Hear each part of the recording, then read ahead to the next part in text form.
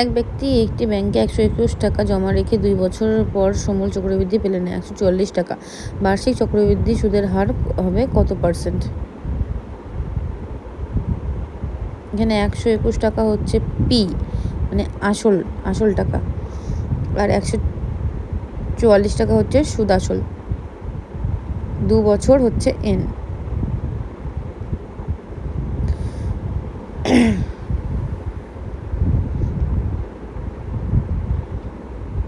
এ সমান সমান P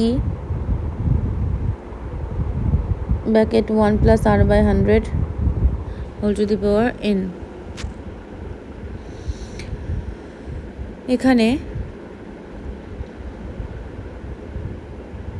A সমান সমান, পি সমান সমান, আর সমান সমান, আর এন সমান সমান, যেগুলো মান দেওয়া আছে সেগুলো লিখে দিই। সরি, এটা ভুল হলো। এ সমান সমান হবে না 121 টাকা। এ সমান সমান, পি সমান সমান 121 টাকা, আর এ সমান সমান 144 টাকা।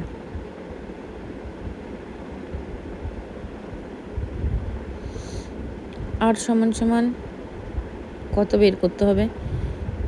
এন সমান সমান 2। আসল এ তো আমরা জানি যে এ সমান সমান P whole to the power 1 + r100 whole to the power n। তাহলে এ সমান সমান 144 সমান সমান পি সমান সমান 121, 1 + r/100, n এর মান কত? 2। 1 + r/100, n এর মান 2। 144 ওদিকে কোন অবস্থা ছিল, ওদিকে আসলো ভাগ অবস্থায় এসছে। 144 12 হোল স্কোয়ার, আর 121 হচ্ছে 11 হোল স্কোয়ার।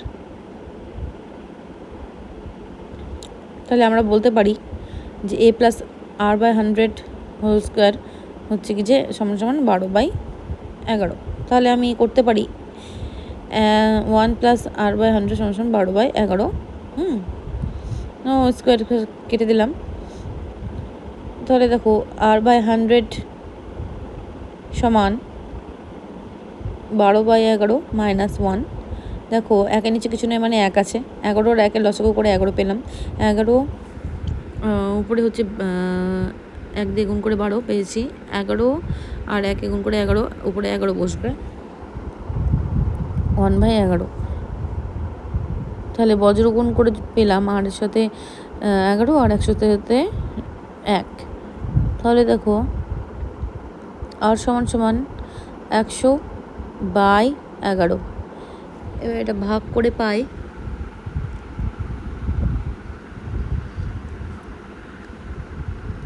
9×1=11।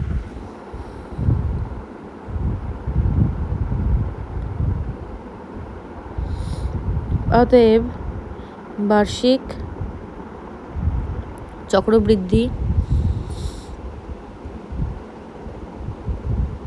সুদের হার সমান 9.1/11%। নেক্সট, বার্ষিক সুদ সরল সুদের হার 4% এবং 5% হওয়ায় এক ব্যক্তির বার্ষিক আয় 1000 টাকা বেশি হয়। ব্যক্তিটির মূলধন হয় কত? তাহলে আমি ধরতে পারি মূলধন x টাকা। তাহলে একবার x টাকার সাথে 4% এবং 5%-এর যে পার্থক্য সেটা বের করে নিলে বার্ষিক মানে কি এক বছর, বার্ষিক মানে 1 বছর। 4% আর 5%-এর যদি আমি পার্থক্য বের করে নিই তাহলেই সেটি আমাদের 1000 টাকার সমান হবে।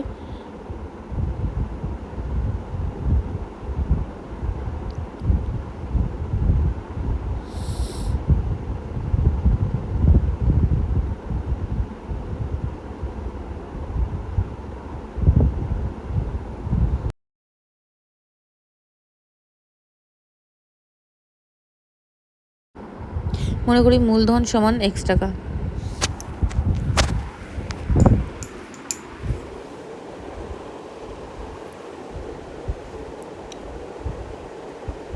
সুদের হার বৃদ্ধি পেলে কত পেয়েছে বৃদ্ধি 5% থেকে 4%। বললাম পার্থক্যটা বের করলে পেয়ে যাবো, পার্থক্যটা 1% হলো। এখন এক্স টাকার 1% সেই জন্যই বলছি, যেহেতু সেটাই 1 বছরের সুদ, সেই জন্যই। এখানে সময় সমান 1 বছর, সুতরাং এক্স টাকা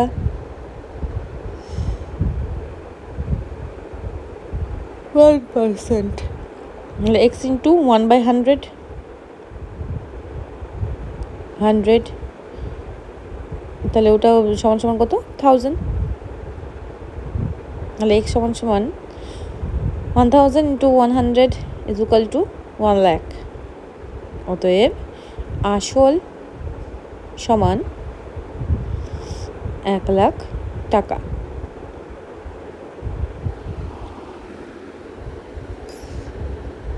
একের 3 নম্বর কোশ্চিনটি দেখে নাও।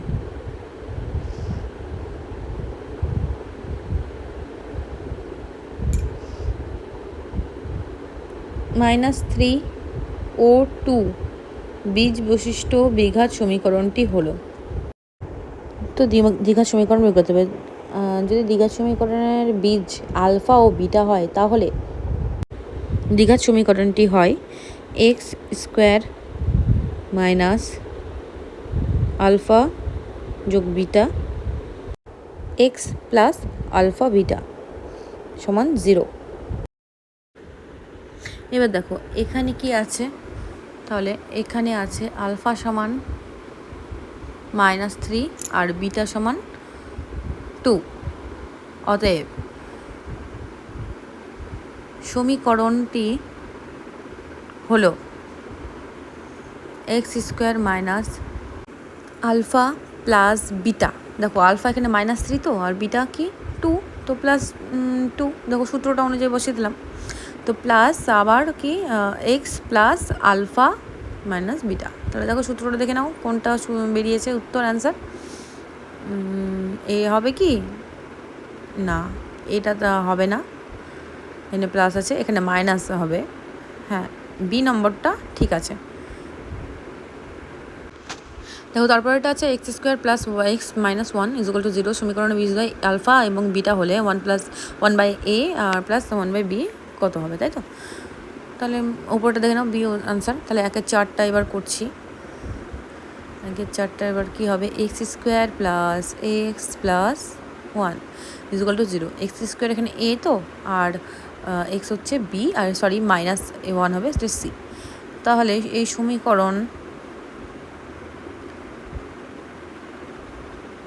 সমীকরণের বীজদ্বয়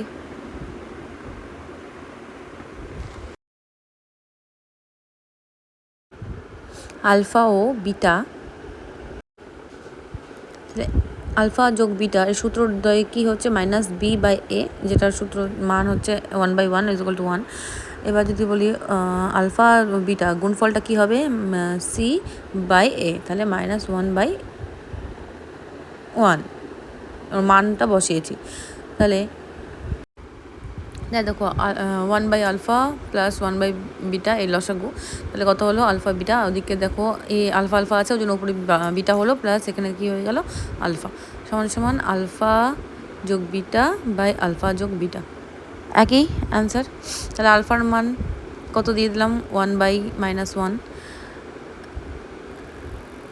মানে যোগফলটা 1 তো, আর গুণফলটা -1। বুঝতে পেরেছো? ক্লিয়ার? পাশের চিত্রে ও কেন্দ্রবিশিষ্ট বৃত্তে AED 60 ডিগ্রি এবং CBE 50 ডিগ্রি হলে ADB এর মান কত? এই চিত্রটা দেখে নাও ভালো করে। ADB এর মান কত বের করতে হবে, ADB এর মান কত বের করতে হবে। তো খাতায় আগে আমরা এই ছবিটি আঁকবো 1-এর 5। তাহলে একটি প্রথমে কোশ্চিনটা দেখাও একবার। পাশের চিত্রে 0 কেন্দ্রবিশিষ্ট বৃত্তে AED 60 ডিগ্রি এবং CBE 50 ডিগ্রি হলে ADB এর মান কত? ADB এর মান কত চেয়েছে? হ্যাঁ, ADB এর মান কত চেয়েছে?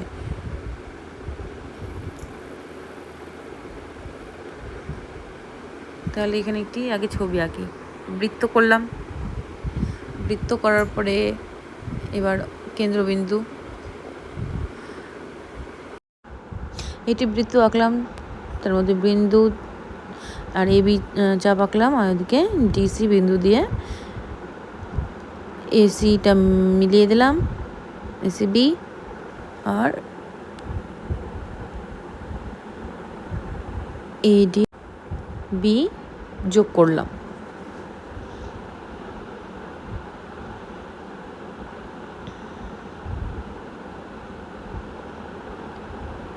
এই কোণটার মান দেওয়া আছে 50 ডিগ্রি, এই কোণটার মান দেওয়া আছে 60 ডিগ্রি। এবার আমাদের বের করতে হবে এডিবি এর কোণটার মান কত, এডিবি এর কোণটার মান কত। তাহলে দেখো এই যে কোণটা আছে সিবিডি, সিবিডি আর সিএডি, তাহলে এই দুটো কোণই একই বৃত্তচাপের উপর অঙ্কিত, এই দুটো কোণই একই বৃত্তচাপের উপর অঙ্কিত। কোণ সিএডি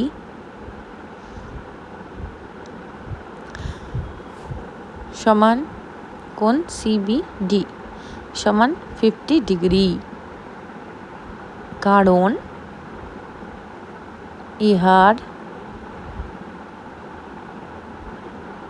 ইহারা একই বৃত্তচাপের উপর অবস্থিত।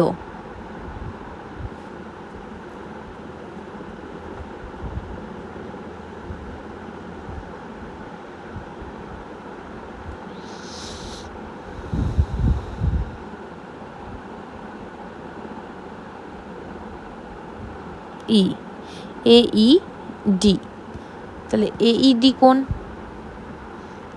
দেখো ত্রিভুজ এইডি, ত্রিভুজ এইডি এর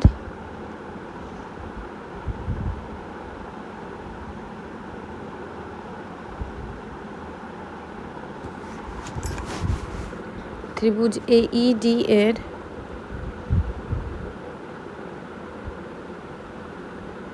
কোণ এডি ই 180 ডিগ্রি। ঠিক আছে, ত্রিভুজ এইডি এর এইডি ই কোণ 180 ডিগ্রি থেকে যদি 60 ডিগ্রি মাইনাস 50 ডিগ্রি, মানে একটি কোণ 180 ডিগ্রি, তাই তো। এবার হচ্ছে কি যে 60 ডিগ্রি আর 50 ডিগ্রি যদি বিয়োগ করি তাহলে 70 ডিগ্রি, তাহলে আমরা পেয়ে যাব। নেক্সট অঙ্ক দেখে নাও।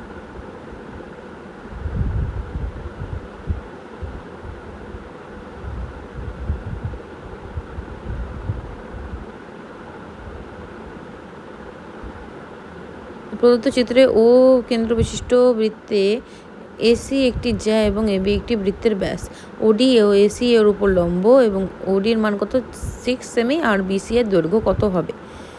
তাহলে ছবিটা আগে আঁকতে হবে।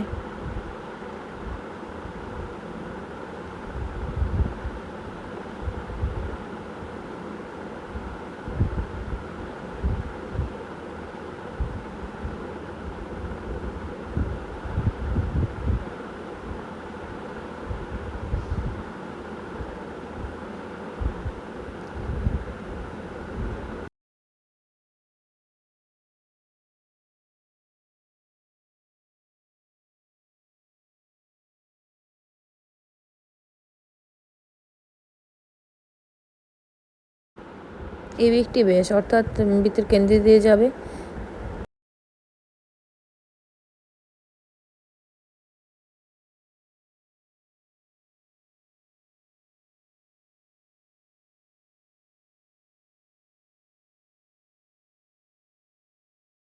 আচ্ছা, ও হচ্ছে বৃত্তর কেন্দ্র, তাহলে ও বিন্দু থেকে এসির উপরে একটি লম্ব উপস্থাপিত হয়েছে, সেটিকে ডি চিহ্নতে আমি ছেদ করলাম। তাহলে ওডি লম্ব, ওডির মান কত 6 সেমি।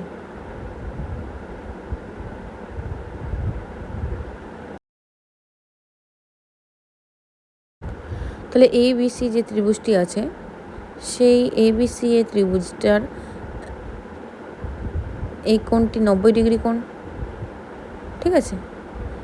আর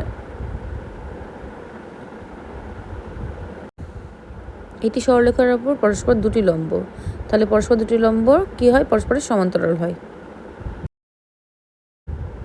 কোণ ACB 90°,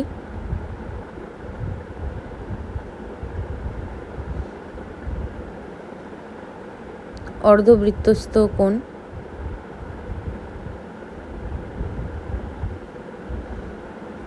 কোণ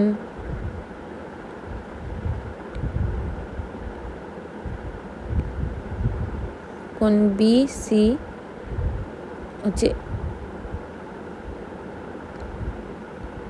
লম্ব AC, কোণ OD আবার লম্ব AC। কারণ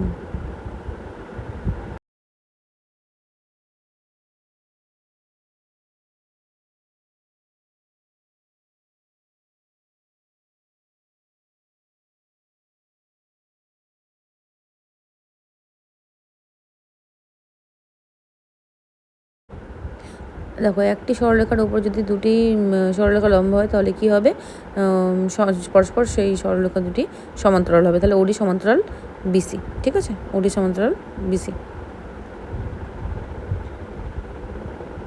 এবার দেখো, এটা হচ্ছে মধ্যভাগে লম্ব হয়ে দাঁড়িয়ে আছে, সেহেতু এই সরলরেখা তার মধ্যবিন্দুই হচ্ছে D, তাই তো। DAC এর মধ্যবিন্দু,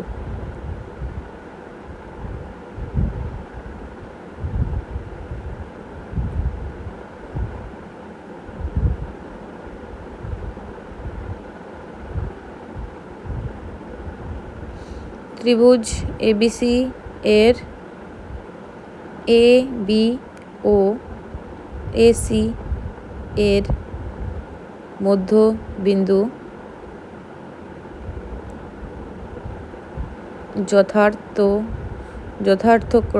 যথাক্রমে O ও D। OD সমান সমান অর্ধেক BC সমান সমান অর্ধেক, ঠিক আছে। OD সমান সমান দেখো অর্ধেক BC, এবং BC সমান সমান 2OD সমান সমান 2 × 6 সেমি = 12 সেমি। কেন হলো বুঝতে পেরেছো? কারণ যে BCর ওটা অর্ধেক ODটা।